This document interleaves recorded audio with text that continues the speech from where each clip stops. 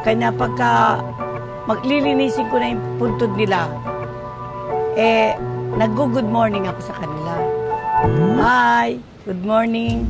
Tawagin sila ganun Kanya masaya ako na ako naglilinis ng kanilang puntod.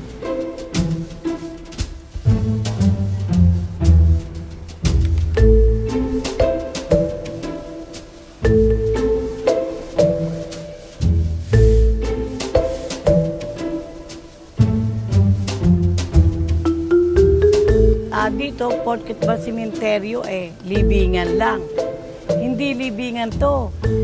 Oo, libingan ng mga patay na. Pero mas gusto nilang naninirahan dito sa Manila North kasi nga marami kang amiga. Pagka may birthday, party-party.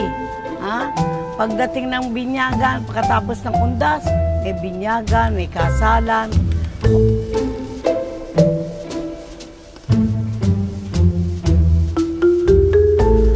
Huwag kayo maano sa ibang pamanina. Ako masamang matulog dito sa norte, sa simenteryo dahil puro patay.